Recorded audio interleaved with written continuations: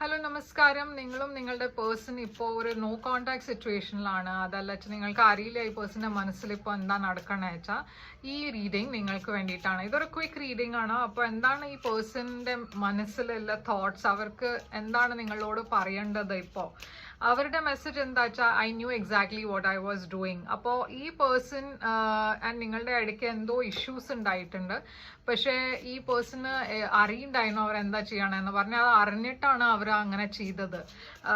അപ്പോൾ ഈ പേഴ്സണിന് അതിൻ്റെ കാരണം കുറച്ച് ഗിൽട്ട് ഉണ്ട്. I regret lying to you. അപ്പോൾ ഈ പേഴ്സൺ എന്തോ നിങ്ങളോട് ഒളിപ്പിച്ചിട്ടുണ്ട്, എന്തോ ഒരു നുണ പറഞ്ഞിട്ടുണ്ട്. ആൻഡ് അത് പുറത്തു വന്നു പറഞ്ഞാൽ നിങ്ങൾക്ക് അറിഞ്ഞു അത് ഈ പേഴ്സൺ ഇങ്ങനെ വേണിച്ചിട്ടാണ് ഇങ്ങനെ പറഞ്ഞതെന്ന്.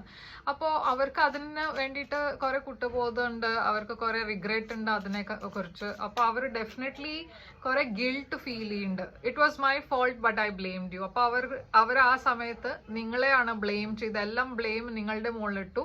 അതിൻ്റെയും അവർക്ക് ഒരു ഗിൽട്ട് ഉണ്ട്. ഓക്കെ, അപ്പോൾ അവർക്ക് അറിയാം അവർ ചെയ്തത് ശരിയല്ലാന്ന്. ആൻഡ് ഡെഫിനറ്റ്ലി ഈ സമയത്ത് അവർക്ക് മനസ്സിൽ കുറെ വിഷമമുണ്ട്, ഗിൽട്ട് ഉണ്ട് ഇതിനെ കുറിച്ച്. അപ്പോൾ ഇതാണ് നിങ്ങൾക്ക് വേണ്ടിയിട്ട് reading. Thank you so much.